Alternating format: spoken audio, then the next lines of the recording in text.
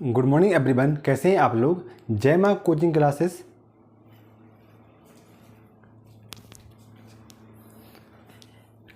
Good morning everyone, कैसे हैं आप लोग। जय माँ सरस्वती यानी कि JMS कोचिंग क्लासेस में आपका स्वागत है। मैं आपका दोस्त ब्रजेश राय।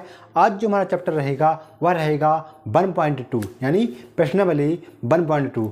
हमने 1.1 कंप्लीट कर लिया है, इसके पहले इसका बेसिक भी देख लिया है। इसमें हमारे L1, L2, L3 और L4 लेक्चर कंप्लीट हो चुके हैं। आज हम देखेंगे L5 लेक्चर और इसमें देखेंगे क्या, L5 लेक्चर में देखेंगे जो हमारा क्लास 9th है और उसका जो चैप्टर फर्स्ट है उसकी जो प्रश्नावली है वो क्या है 1.2 है। ठीक है, हम बात कर रहे थे संख्या पद्धति। तो दोस्तों इसमें हमें 1.2 जानने से पहले इसमें दो चीज़ों को ध्यान रखना है, एक परिमेय संख्या और एक अपरिमेय संख्या। क्या, परिमेय संख्या और अपरिमेय संख्या।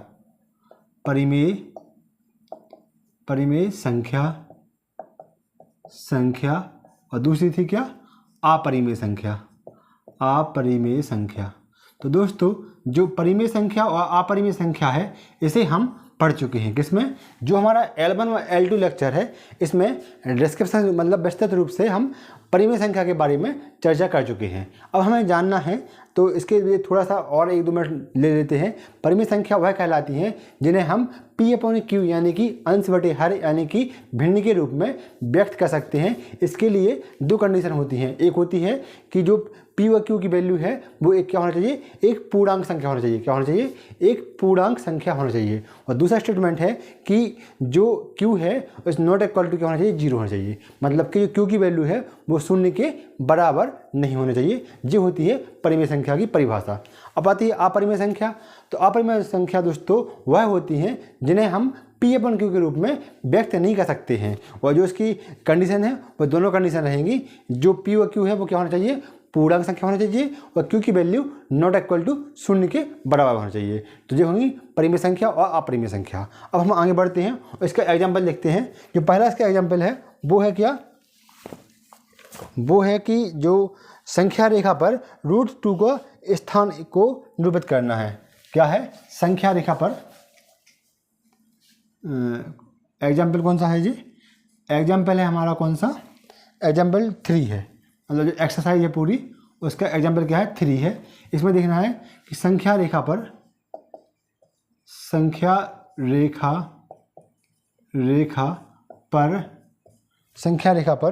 क्या √2 का स्थान निर्धारित कीजिए। √2 का स्थान निर्धारित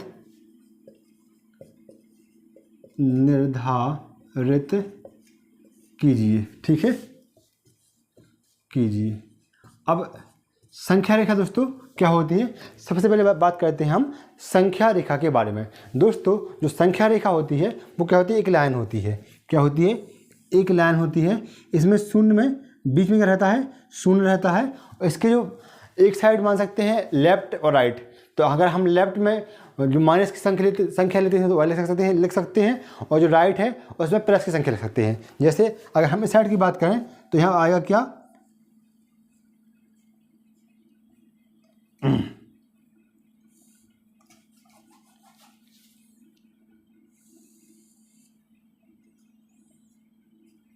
वन 2 3 4 5 कहाँ तक जाएगा, अनंत तक जाएगा।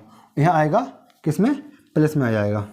तो यहाँ आएगा क्या 1 2 किसमें, माइनस में, 3 4 5। तो ये क्या हुई, संख्या रेखा। मतलब एक ऐसी स्ट्रेट लाइन या सीधी लाइन जिस पर हम पूर्णांक संख्याओं को लिख सकते हैं। पूर्णांक संख्या आपको पता ही है दोस्तों, मतलब 0 +1 -1 +2 -2 +3 -3 इन संख्या को लिख सकते हैं। ठीक है, साथ में जिसके बीच में वैल्यू होती है वो क्या आती है, पूर्णांक मतलब जो पॉइंट है वैल्यू या दशमलव में मान भी आती है। ठीक है, इसे हम परिमेय संख्या को और अपरिमेय संख्या को दोनों को प्रदर्शित कर सकते हैं। यानी कि जो वास्तविक संख्या रहती हैं, रियल नंबर रहते हैं, उन्हें प्रदर्शित कर सकते हैं। ठीक है, तो बात हुई संख्या रेखा की। क्या होती है संख्या रेखा, संख्या रेखा दोस्तों एक फॉरवर्ड लाइन होती है जिस पर हम क्या परिमेय संख्या को और अपरिमेय संख्या को क्या करते हैं, प्रदर्शित करते हैं, उसे कहते हैं संख्या रेखा।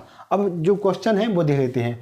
परिमेय संख्या पर √2, अब √2 क्या है जी आपको बताना है कमेंट करके कि √2 क्या है। दोस्तों √2 क्या है, एक अपरिमेय संख्या है। क्या है, परिमेय संख्या है। अब अपरिमेय संख्या क्या है, क्यों है, संख्या है, क्योंकि हम √2 को P/Q के फॉर्म में डिनोट नहीं कर सकते। क्या, P/Q के फॉर्म में नहीं ले सकते, इसलिए क्या है, अपरिमेय संख्या है। अब हमें इसे दर्शाना है तो ये कहाँ पर आएगा √2। इसकी वैल्यू के लिए हम क्या करेंगे, सबसे पहले क्या करेंगे, इसमें लगाएंगे हम क्या, पाइथागोरस प्रमेय। क्या लगाएंगे, पाइथागोरस प्रमेय लगाएंगे। इसे थोड़ा साफ कर लेते हैं।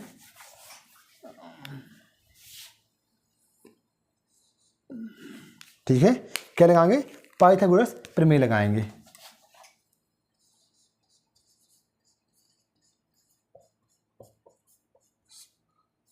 प्रमेय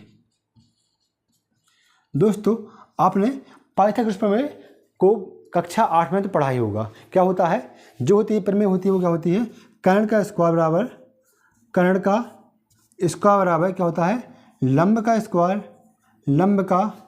स्क्वायर प्लस आधार का स्क्वायर। क्या होता है, प्लस आधार का स्क्वायर होता है। यानी कि अगर हम एक ट्रायंगल की बात करें या त्रिभुज की बात करें तो कर्ण क्या हो जाएगा, जो हो जाएगा कर्ण, इसकी जो स्क्वायर होगा वो इसका और इसके स्क्वायर के इक्वल हो जाएगा। तो ये क्या है, आधार हो जाएगा, आधार ये क्या है, लंब और ये क्या है, कर्ण है।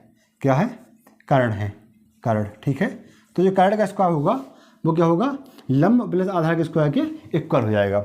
अब देखना है हमें इसमें सॉल्व करना है। तो मान लेते हैं कि एक जो संख्या है वो मानते हैं कि जो लंब क्या है, लंब को मान लेते हैं क्या है, लंब की वैल्यू है या एल की वैल्यू है वो क्या है, 1 है। क्या है, 1 है। ठीक है, इसके बाद आधार की वैल्यू कितनी है, आधार की वैल्यू भी क्या है, 1 है। क्या है, 1 है। अब हम इसे संख्या रेखा पर प्रदर्शित करते हैं। क्या करते हैं, संख्या रेखा पर प्रदर्शित करते हैं। तो जी हमारी क्या हुई, संख्या रेखा हो गई। अब यहाँ क्या है, 0 है और यहाँ वैल्यू किसकी है, प्लस की, ये होगी प्लस की वैल्यू। यहाँ क्या होगी, माइनस की वैल्यू होगी। किसकी होगी, माइनस की वैल्यू होगी। अब यहाँ 1 2 3 4 5 6, यहाँ माइनस का 1, माइनस का 2, माइनस का 3, माइनस का 4 और माइनस का 5 आएगा। अब ये क्या है, ये लंब के जी मान लेते हैं आधार, ये क्या है, आधार। तो इसकी लंबाई क्या हुई, 1। अब यहाँ मान लेते हैं यहाँ पर आया क्या, लंब आया। ठीक है, लंब आ गया। जी क्या है, जी भी एल, जी भी क्या है, 1 है। क्या है, 1 है। अब हमने इसको इससे क्या कर दिया, मिला दिया। ठीक है, मिला दिया। अब हमें ये इसकी लंबाई निकालनी है। तो ये लंबाई कहाँ से निकलेगी, यहीं से ये पाइथागोरस प्रमेय लगाएंगे तो निकल आएगी। किससे, पाइथागोरस प्रमेय से निकल आएगी। अब देखते हैं अब क्या होता है पाइथागोरस प्रमेय, कर्ण का स्क्वायर बराबर लंब का स्क्वायर प्लस आधार का स्क्वायर। अब कर्ण क्या है जी, मान लो यहाँ पर पॉइंट है ओ, क्या है, ओ है, ए क्या है जी है ए और ये क्या है, बी, मतलब ओ ए बी। अब क्या होता है कर्ण का स्क्वायर, तो ये क्या हुआ, कर्ण क्या हो गया, ओ बी का स्क्वायर बराबर क्या होगा, क्या, आध लंब है मतलब बी और ए, तो ए बी का स्क्वायर, फिर क्या होगा आधार ओ ए, क्या होगा ओ ए का स्क्वायर। ठीक है, क्या है, कर्ण का स्क्वायर बराबर लंब का स्क्वायर प्लस आधार का स्क्वायर, मतलब ओ बी का स्क्वायर इक्वल टू क्या होगा, ए बी का स्क्वायर प्लस ओ ए का स्क्वायर। अब हम इसकी वैल्यू देख लेते हैं। ओ बी की वैल्यू क्या है जी, हमें फाइंड करनी है। क्या करनी है, निकालनी है। ओ बी की वैल्यू क्या करनी है, फाइंड करनी है या निकालनी है। ठीक है, ओ ए की वैल्यू क्या है, ओ ए इक्वल टू क्या है 1 और ओ बी इक्वल टू क्या है, सॉरी हाँ, ए बी इक्वल टू क्या है, ये भी क्या है 1 है। अब हम इसमें क्या करते हैं, वैल्यू रख देते हैं। जो तो हमें फाइंड करनी है, तो ओ बी जो कि तुम यहाँ पर क्या आएगा 1 + 1, क्या आएगा 1 + 1। अब इसे हम आगे सॉल्व करते हैं, यहाँ देख लेते हैं। ठीक है, अब ये क्या है, ओ बी का स्क्वायर जो तक है, ओ बी का स्क्वायर। अब जो वैल्यू किसकी है 1 की। अब ये क्या है 1 प्लस 1। अब ऐसा हम क्या करना है, वर्गमूल लेंगे। अगर वर्गमूल लेंगे तो यहाँ क्या आ जाएगा, OB स्क्वायर क्या हो जाएगा, 2 हो जाएगा। अब इसे हम हटाएंगे तो क्या आ जाएगा, OB इक्वल टू √2, क्या आएगा, √2 आ जाएगा। अब √2 जो वैल्यू किसकी हो जाएगी, OB की, तो ये क्या है, √2 की वैल्यू है। अब ऐसे हम संख्या रेखा पर कैसे दर्शाएंगे, या अब यहाँ से हम एक चाप लेंगे, क्या लेंगे, प्रकार लेंगे, इससे इतना चाप भरेंगे, क्या करेंगे, चाप भरेंगे और इसे घुमा देंगे। ठीक है, इसे क्या कर देंगे, घुमा देंगे, कहाँ से, ऐसे ऐसे ऐसे ऐसे ऐसे ऐसे ऐसे, तो ये कहाँ आएगा, लगभग लगभग यहाँ पर आ जाएगा। कहाँ आ जाएगा, यहाँ पर क्या होगी, √2 होगा, क्या रहेगा, √2 रहेगा यहाँ पर। ठीक है, बात समझ में आ रही कि नहीं आ रही, आपको इससे क्लियर हो गया होगा। एक बार फिर से देख लेते हैं। जैसे अगर हमें किसी संख्या को संख्या रेखा पर व्यक्त करना है तो क्या करेंगे, हम पाइथागोरस प्रमेय लेंगे। पाइथागोरस प्रमेय क्या होती है, कर्ण का स्क्वायर इक्वल टू लंब का स्क्वायर प्लस आधार का स्क्वायर। अगर हम इसे आगे और सॉल्व करेंगे तो ये क्या अंडर रूट में आ जाएगा। ठीक है, तो OB क्या है, OB क्या है, कर्ण है। अब OA क्या है, आधार है। OB क्या, BA क्या है, ये लंब है। ठीक है, तो इसकी वैल्यू कितनी है, 1 है, इसकी वैल्यू 1 है। ठीक है, इन वैल्यू को यहाँ पर पुट कर दिया, AB इक्वल टू 1 और OA इक्वल टू 1। अब इसका क्या किया, वर्गमूल लिया तो क्या आ गया, OB square equal to 1 plus 1 equal to 2 हो गया। ठीक है, OB स्क्वायर इक्वल टू 2 हो जाएगा। जब से और सॉल्व करेंगे तो क्या आएगा, OB इक्वल टू √2 हो जाएगा। क्या हो जाएगा, √2 हो जाएगा। अब √2 को हमने, ये क्या वैल्यू हुई, ये किसकी लंबाई हुई, √2 की होगी। अब √2 को यहाँ दर्शाने के लिए क्या करेंगे, हम यहाँ एक चाप लेंगे, प्रकार की सहायता से एक चाप लेंगे और उसे यहाँ से यहाँ तक क्या कर देंगे, चाप कर देंगे। जब चाप कर देंगे तो यहाँ पर √2 की वैल्यू आ जाएगी। यही था √2 की, क्या करना था हमको, संख्या रेखा पर √2 का स्थान निर्धारित करना था। तो ये निर्धारित हो गया, कहाँ पर आएगा, लगभग यहाँ पर इसकी वैल्यू आएगी। ये ऐसा क्वेश्चन आपके समझ में आया होगा। ठीक है, इसी का अगर आपको स्क्रीनशॉट लेना है तो ले सकते हैं। ठीक है, आगे बढ़ते हैं और जो नेक्स्ट क्वेश्चन रहेगा वो भी हम स्टार्ट कर देते हैं।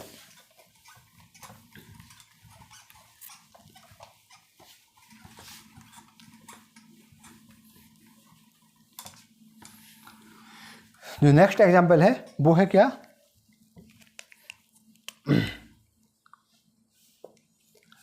फोर्थ नंबर का एग्जाम्पल है। फोर्थ नंबर का एग्जाम्पल है और एग्जाम्पल वो है कि वास्तविक संख्या रेखा पर √3 का स्थान निर्धारित कीजिए। क्या करना है, वास्तविक संख्या रेखा पर √3 का स्थान निर्धारित करना है।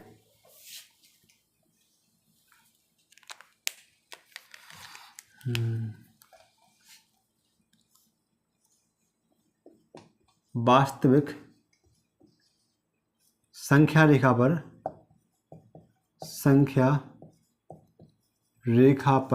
√3 का स्थान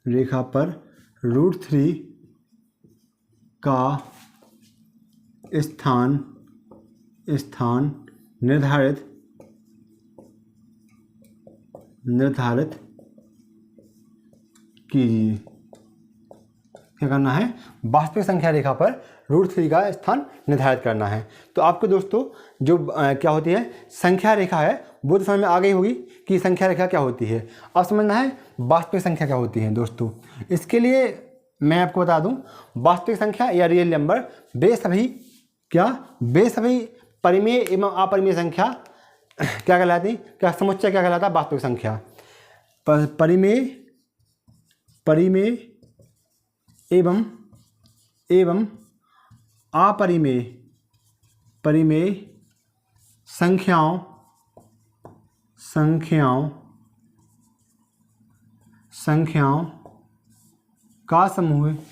का समूह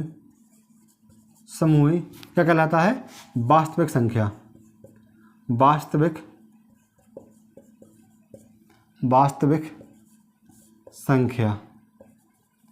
संख्या कहलाती हैं। ठीक है, परिमेय एवं अपरिमेय संख्याओं का समूह वास्तविक संख्या कहलाती हैं। ठीक है, इतनी बात हो गई। अब हम आगे बढ़ते हैं और देखते हैं हमें जो संख्या रेखा है उस पर √3 को क्या करना है, दर्शाना है। ठीक है, अभी हमने बात की थी √2 की बात की थी, अब दर्शाना है किसे, √3 को दर्शाना है। जो संख्या रेखा है यहाँ 0 है, इस साइड की वैल्यू होगी वो किस में होगी, प्लस में होगी, +1 +2 +3 +4 +5।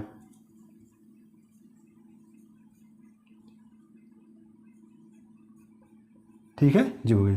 इस साइड की वैल्यू होगी वो किसमें होगी, माइनस में, -1 -2 और -3 और बढ़ा देते हैं, यहाँ आएगा -4, ठीक है, और बढ़ा देते हैं, जी हो गया संख्या रेखा।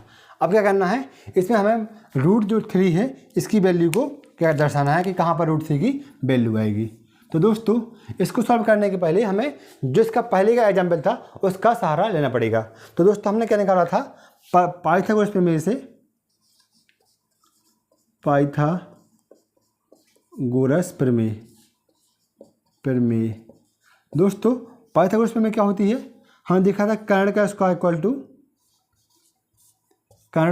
इक्वल टू लंब का स्क्वायर प्लस आधार का स्क्वायर होगा, ठीक है। अब कर्ण का स्क्वायर क्या होगा, तो हमने यहाँ पर दर्शाया था कि इसका ये क्या वैल्यू हो जाएगी 1, ठीक है। ये क्या है, इसका लंब है, क्या है, लंब है, परपेंडिकुलर है। और ये क्या है, इसका कर्ण है, क्या है, कर्ण है। तो ये क्या हो गया O, ये हो जाएगा A, ये क्या हो जाएगा B। और ये वैल्यू थी वो कितनी थी, √2 आई थी, कितनी आई थी, √2 आई थी। और ये क्या है, बनाएगी। इतना अपन ने देख लिया था। और ये कहाँ बन रहा था, लगभग जिसका चाप बन रहा था वो यहाँ पर आ रहा था लगभग, ठीक है। तो ये क्या किसे दर्शाया था, √2 को दर्शाया था। अब दर्शाना है हमें क्या, √3 को दर्शाना है। और √3 के लिए हम क्या करेंगे, √3 के लिए क्या करेंगे कि जो वैल्यू है क्या है, √2 है।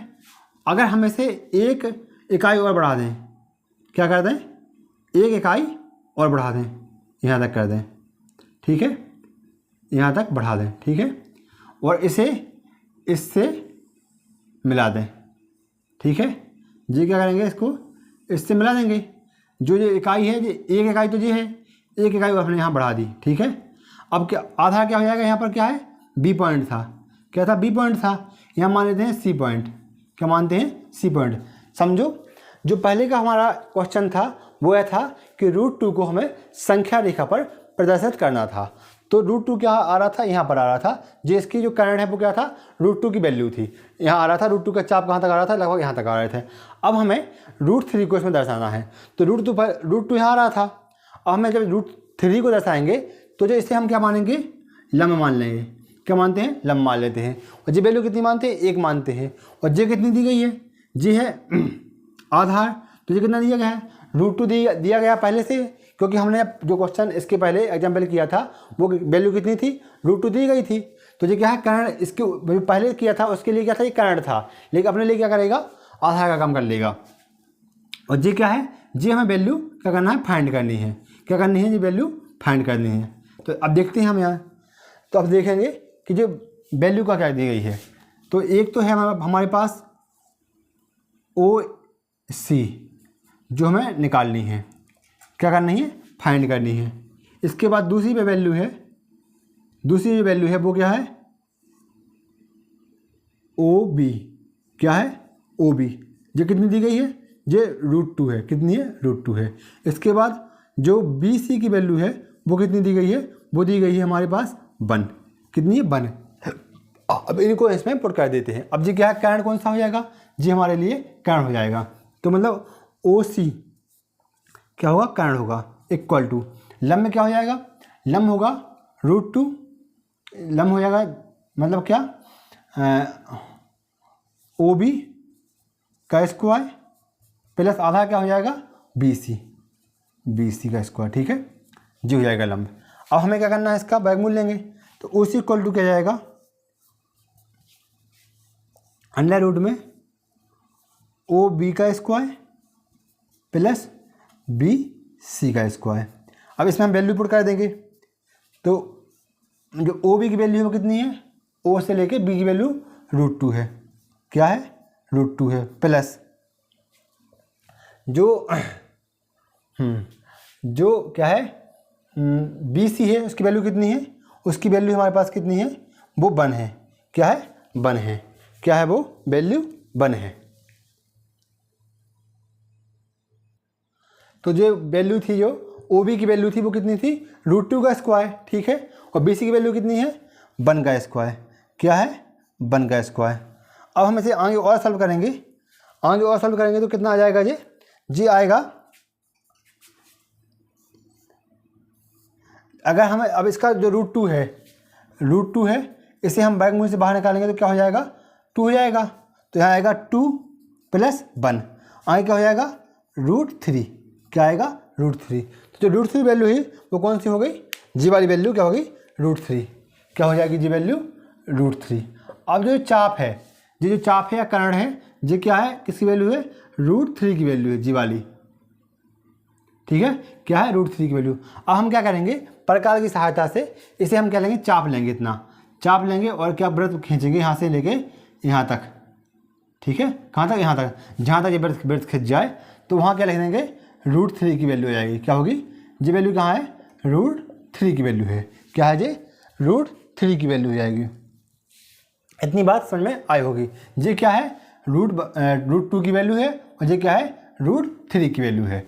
तो ये बात समझ में आपकी आई होगी। कैसे निकालना है, क्या कुछ नहीं करना है, एक सीधी प्रोसेस है। सबसे पहले हमें एक संख्या रेखा बना लेना है। क्या बनाना है संख्या रेखा बनाना है। और संख्या रेखा में पहले जो हमने क्वेश्चन नंबर 2 किया था सॉल्व, उसमें दर्शाया था कि √2 की वैल्यू कितनी, सॉरी जो कर्ण है उसका कितना आया है, √2 आया है। उसे हम लंब मान लेंगे और जिसे क्या मान लेंगे, आधार मानेंगे BC को, और जी क्या कर्ण निकाल लेंगे। इसके लिए क्या होती है, पाइथागोरस प्रमेय जो अपने पढ़ी होगी कक्षा 8 में, उसे हमें याद करना है थोड़ा सा। पाइथागोरस प्रमेय जो होती है वो होती है कर्ण का स्क्वायर बराबर लंब का स्क्वायर प्लस आधार का स्क्वायर। क्या, कर्ण का स्क्वायर बराबर लंब का स्क्वायर और आधार का स्क्वायर। अब इसमें जो प्रमेय है उसमें हमें किसकी, लंब और आधार की वैल्यू पुट कर देनी है। क्या है, OB का स्क्वायर प्लस BC का स्क्वायर। OB का स्क्वायर कितनी है, OB की वैल्यू कितनी देगी, √2 का स्क्वायर प्लस 1 का स्क्वायर। ऐसे और हम आगे सॉल्व करेंगे। इसका वर्गमूल लेंगे तो क्या आ जाएगा, वर्गमूल से बाहर जाएगा, जब घात हटाएंगे तो 2 यहाँ हो जाएगा 1, तो क्या हो जाएगा √3। ये वैल्यू किसकी हो गई, OC की वैल्यू होगी, किसकी, OC। अब OC क्या है, जी वाला है। क्या करेंगे, यहाँ पर एक चाप लेंगे और चाप पूरा खींचेगी, मतलब वृत्त बनाने की कोशिश करेंगे, तो जहाँ वृत्त इस लाइन को टच करेगा वहीं क्या हो जाएगी, √3 की वैल्यू हो जाएगी। इस प्रकार से हमारा जो क्वेश्चन नंबर 4 था एग्जाम्पल, वो भी सॉल्व हो जाता है। अब हम देखेंगे इसके प्रश्नावली जो क्वेश्चन है वो सॉल्व करते हैं। किसी को इसका स्क्रीनशॉट लेना है तो ले सकता है।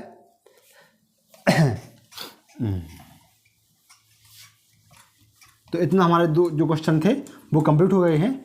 तीसरा क्वेश्चन हम देखते हैं। तीसरा क्वेश्चन के मतलब कि जो हमारे अब हैं प्रश्नावली के प्रश्न हैं उन को देखते हैं। क्वेश्चन क्या कह रहा है, सबसे पहले जी क्या है, स्टेटमेंट है, सत्य सत्य ज्ञात करना है, अपन को सत्य सत्य की जांच करनी है।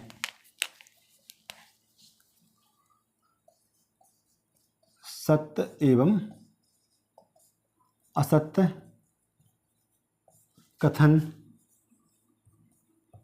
कथन की जांच करें। सत्य एवं असत्य कथन की जांच करें। पहले इनको लिख लेते हैं तीनों स्टेटमेंट को, फिर मैं स्टार्ट करता हूं, ठीक है। जो को सत्य सत्य कथन की जांच करनी थी, तो उसमें जो हमारे कथन है, पहला जो कथन है वो है प्रत्येक परिमेय संख्या एक वास्तविक संख्या होती है। क्या, प्रत्येक परिमेय संख्या, बात से कर रहे हैं, परिमेय संख्या की बात कर रहे हैं। प्रत्येक परिमेय संख्या क्या होती है, एक वास्तविक संख्या होती है, ठीक है। तो पहला कथन ये है। दूसरा है संख्या रेखा पर प्रत्येक बिंदु √m के रूप का होता है, जहां m एक क्या है, प्राकृतिक संख्या है, ठीक है। दूसरा, प्रत्येक वास्तविक संख्या एक अपरिमेय संख्या होती है। क्या है, प्रत्येक वास्तविक संख्या एक क्या है, अपरिमेय संख्या है। अब हमें देखते हैं, सबसे पहले बात कर लेते हैं प्रत्येक परिमेय संख्या एक वास्तविक संख्या होती है। तो दोस्तों परिमेय संख्या क्या होती है, वे संख्या जिसे हम P/Q के रूप में क्या कर सकते हैं, डिनोट कर सकते हैं।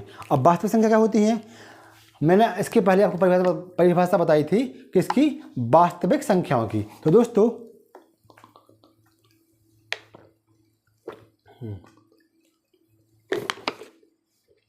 थोड़ा पानी पी लिया, अब थोड़ी एनर्जी हो जाएगी बात करने की। तो दोस्तों क्या होता है, वास्तविक संख्या बेपरिमेय एवं अपरिमेय संख्या क्या होता है, समूह होते हैं। वास्तविक संख्या परिमेय संख्या एवं अपरिमेय संख्याओं का समूह होती है। जैसे कि क्या, √3, ठीक है, √3, 2/5, 7/4, 6/3, जी मान लो 3/2, ये क्या है, परिमेय संख्या है, ये क्या है, अपरिमेय संख्या है। तो इनका जो समूह होगा परिमेय संख्या और अपरिमेय संख्या, उनको सबको क्या करेंगे, वास्तविक संख्या कह सकते हैं। अब आपको पता है कि जो परिमेय संख्या क्या होती है, उसमें क्या रहता है, पूर्णांक रहते हैं, ठीक है। अब पूर्णांक क्या होती हैं, पूर्ण संख्या होती हैं पूरी, और पूर्ण क्या होती हैं, प्राकृतिक संख्या होती है। मतलब प्राकृतिक संख्या, पूर्ण संख्या, पूर्णांक संख्या, परिमेय संख्या और अपरिमेय संख्या के समूह को क्या कहते हैं, वास्तविक संख्या कहते हैं, ठीक है। अब देखो क्या है, प्रत्येक परिमेय संख्या एक वास्तविक संख्या होती है। अब परिमेय संख्या एक जे है, एक जे है, एक जे है, ठीक है। तो ये क्या है, सब वास्तविक संख्याएं हैं। √2/5, 7/4, 3/2, ये क्या है, सब वास्तविक संख्याएं हैं, ठीक है। तो बात जो कथन है वो सही है, प्रत्येक परिमेय संख्या क्या होती है, एक वास्तविक संख्या होती है। मतलब कि जो हमारा कथन था वो सत्य है। क्या है, सत्य है। प्रत्येक परिमेय संख्या क्या है, एक वास्तविक संख्या होती है। जो हुआ परिमेय संख्या क्या हुई, √2/5, 7/4, 3/2, जो क्या परिमेय संख्या है। और इन दोनों का समूह मतलब परिमेय संख्या और अपरिमेय संख्याओं का समूह क्या कहलाता है, वास्तविक संख्या कहलाता है, ठीक है। इतनी बात आपकी समझ में आई होगी। अब बात कर लेते हैं दूसरे की कथन की। दूसरा क्या है, संख्या रेखा पर प्रत्येक बिंदु √m के रूप का होता है, जहाँ m क्या है, एक प्राकृतिक संख्या है। अब हमने संख्या रेखा पढ़ी थी, ठीक है। ये क्या है, संख्या रेखा है, ये 0 है, ये क्या है, प्लस के पॉइंट होंगे इस साइड, यहाँ क्या होंगे, माइनस के पॉइंट होंगे। यहाँ का है प्लस का 1, प्लस के 2, प्लस के 3 होंगे। यहाँ माइनस का 1, माइनस के 2 और माइनस के 3 होंगे। कहाँ तक जाएंगे, दोनों अनंत तक जाएंगे। इस साइड पर, इस साइड अनंत तक जाएंगे और इस साइड भी अनंत तक जाएंगे, ठीक है। अब ये क्या है, m क्या है, एक प्राकृतिक संख्या है। दोस्तों अगर सिर्फ m प्राकृतिक संख्या होता तो वो क्या होता, 1, 2, 3 होती।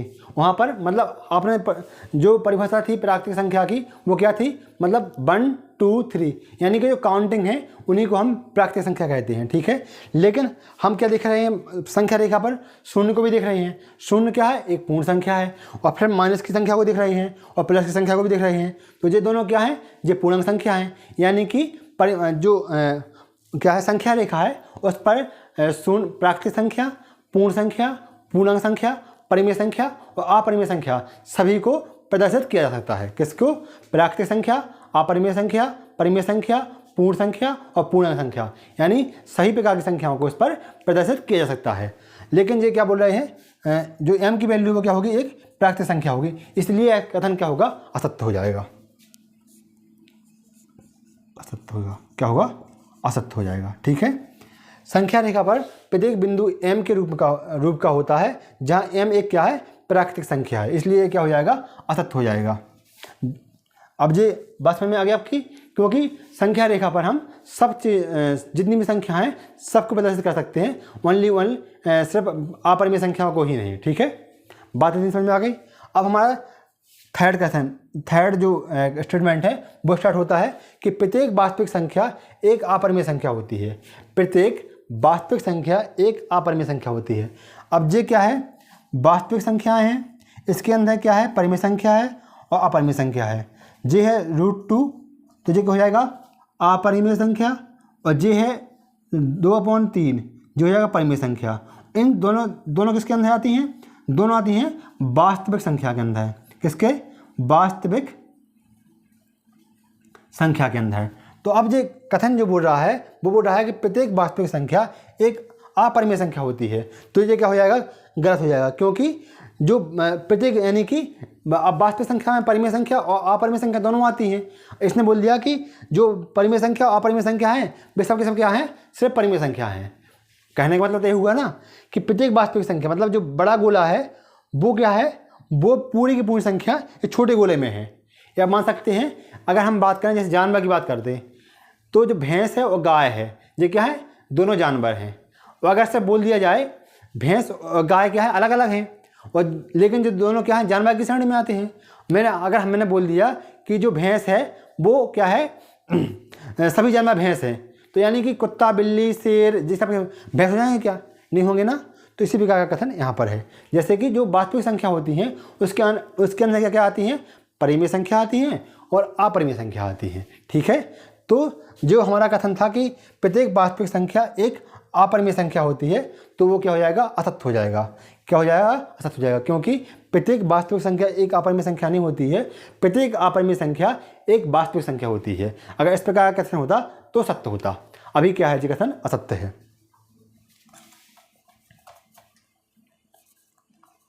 असत्य है, क्या है, असत्य है। बात समझ में आ गई जी। क्या है, मतलब जो वास्तविक संख्या है उसके अंतर्गत ही परिमेय और अपरिमेय संख्या आती है। जैसे √2 हुआ, 2/3 हुआ, 5/7 हुआ, √5 हुआ, ये क्या है, वास्तव मतलब परिमेय संख्या और अपरिमेय संख्या का समूह है, और दोनों किसमें आती हैं, वास्तविक संख्या के अंतर्गत आती हैं। लेकिन जो बोल रहा है जितनी ही वास्तविक संख्याएं हैं वो क्या होंगी, सबकी सब परिमेय संख्या अपरिमेय संख्या हो जाएंगी, तो ये कथन गलत हो जाएगा। तो ये तीनों के तीन हमारे स्टेटमेंट से उनकी हमने जांच कर ली है। कि पहला स्टेटमेंट है प्रत्येक परिमेय संख्या एक वास्तविक संख्या होती है, तो ये सही हो जाएगा। प्रत्येक परिमेय संख्या क्या है, एक वास्तविक संख्या है, मतलब कि जो वास्तविक संख्या का बड़ा गोला है उसके अंतर्गत ही परिमेय संख्या आ रही है, तो ये हमारा स्टेटमेंट सही हो जाएगा। दूसरा है संख्या रेखा पर प्रत्येक बिंदु √m के रूप में का होता है, जहाँ m एक क्या है, प्राकृतिक संख्या है। प्राकृतिक संख्या नहीं होती है, वो पूर्ण, पूर्णांक और क्या होते हैं, प्राकृतिक संख्या होती है, परिमेय संख्या होती है, अपरिमेय संख्या होती है। ठीक है, तो इसलिए जी भी गलत क्या रहेगा, गलत रहेगा स्टेटमेंट। अब थर्ड है प्रत्येक वास्तविक संख्या एक अपरिमेय संख्या होती है, तो ये स्टेटमेंट भी गलत रहेगा। प्रत्येक अपरिमेय संख्या वास्तविक संख्या तो हो सकती है, लेकिन इसका अपोजिट यानी कि प्रत्येक वास्तविक संख्या अपरिमेय संख्या नहीं हो पाएगी। थैंक यू दोस्तों। इस प्रकार से हमारा ये पहला क्वेश्चन कंप्लीट होता है। अब आते हैं, हम बढ़ते हैं सेकंड क्वेश्चन की ओर। जो हमारा सेकंड क्वेश्चन है वो इस प्रकार से है, वो भी हम आज सॉल्व कर ही लेते हैं।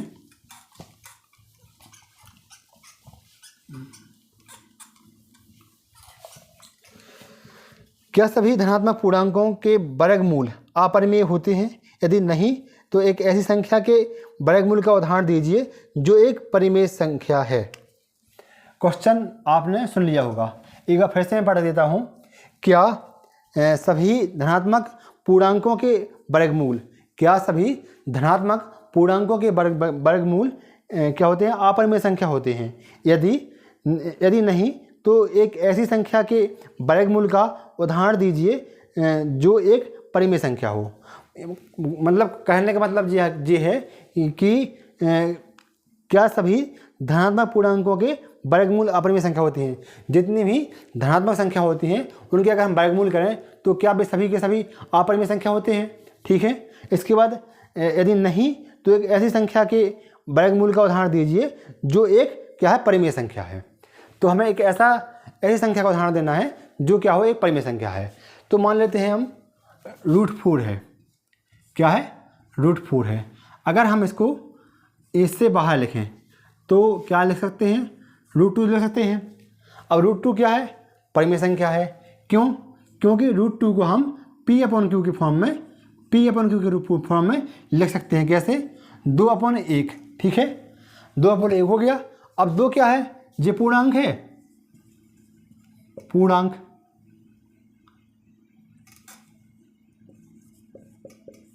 ठीक है, पूर्णांक, और ये भी क्या है, पूर्णांक है।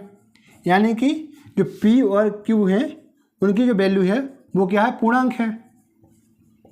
ठीक है, और दूसरी कंडीशन क्या होती है इसकी, पहली कंडीशन तो थी परिमेय संख्या की बस सेटिस्फाई हो गई है। P और Q की वैल्यू क्या होना चाहिए, P और Q को पूर्णांक होना चाहिए, तो पूर्णांक तो है। अब दूसरी जो कंडीशन है वो क्या है, Q ≠ 0 के बराबर हो, मतलब Q की वैल्यू 0 के बराबर नहीं होना चाहिए, तो ये क्या है, 1 है। तो ये वाली कंडीशन भी क्या हो जाएगी, सेटिस्फाई हो जाएगी। यानी कि हम 2 को P/Q के फॉर्म में लिख सकते हैं, क्या, 2/1, और इसका कोई मान चेंज नहीं होगा। अगर 2/1 हम लिख देते हैं तो इसमें कोई परिवर्तन नहीं होगा, क्योंकि 2 में अगर हम 1 का भाग देंगे तो 2 बार ही जाएगा और हमारा उत्तर भी 2 आएगा। ठीक है, तो ये क्या है, परिमेय संख्या है। इस प्रकार से ये क्या हो जाएगा, जो हमें क्या देना था, इसका एक एग्जाम्पल देना था, तो एग्जाम्पल हमारा कंप्लीट हो जाता है। ठीक है, वैसे ही अगर हम 16 ले लें, √16, तो ये भी निकल आएगा। ठीक है, इसे क्या रख सकते हैं, 4 ले सकते हैं। अब 4 को P/Q के फॉर्म में लिखेंगे तो क्या लिख सकते हैं, 4/1। ठीक है, अगर 4/1 लिख दिया तो ये क्या हो जाएगा, एक परिमेय संख्या हो जाएगा, क्योंकि P/Q के फॉर्म में है। और जिसकी दोनों में जो कंडीशन है कि P और Q के मान क्या होना चाहिए, पूर्णांक होना चाहिए। तो p का मान कितना हो रहा है, 4 हो रहा है, और q का मान 1 हो रहा है, तो यानी कि दोनों के मान क्या है, पूर्णांक हैं। अब तीसरी सेकंड जो कंडीशन है कि q की वैल्यू 0 के बराबर नहीं होना चाहिए, तो इसकी वैल्यू कितनी है, 1 है, तो इसे भी सेटिस्फाई कर रहा है। इस प्रकार से ये क्या हुए, 2 एग्जाम्पल हो गए, √4 और √16। ठीक है, अब और हम आगे बढ़ते हैं और जो थर्ड क्वेश्चन है उसे भी सॉल्व करने की कोशिश करते हैं। अब थर्ड क्वेश्चन को सॉल्व करने की ज़रूरत तो नहीं है, क्योंकि जैसे अपन ने क्वेश्चन नंबर 2 को और 3 को जो एग्जाम्पल दी गई थे ना 2 और 3, उसे सॉल्व किया था सेम एज इट इज, उसी प्रकार से इसे भी सॉल्व करना है। बस ये आपके लिए हिंट है क्या करना है इसमें। जिस प्रकार से अपन ने 2 की वैल्यू निकाली थी √2 की, फिर √3 की निकाली थी, अब हम इसमें √4 की वैल्यू निकालेंगे और √5 की वैल्यू निकालेंगे। ठीक है, जहाँ 5 की वैल्यू आ जाएगी उसे हम चाप भर के और हम संख्या रेखा पर निरूपित कर देंगे। इस प्रकार से जो हमारी प्रश्नावली थी 1.2 वो भी कंप्लीट हो जाता है, और जो हमारा नेक्स्ट लेक्चर रहेगा वह रहेगा 1.3 के लिए। थैंक यू दोस्तों, इस प्रकार के वीडियो सुनने के लिए हमारे चैनल को लाइक करें, सब्सक्राइब करें एवं कमेंट करें। Thank you.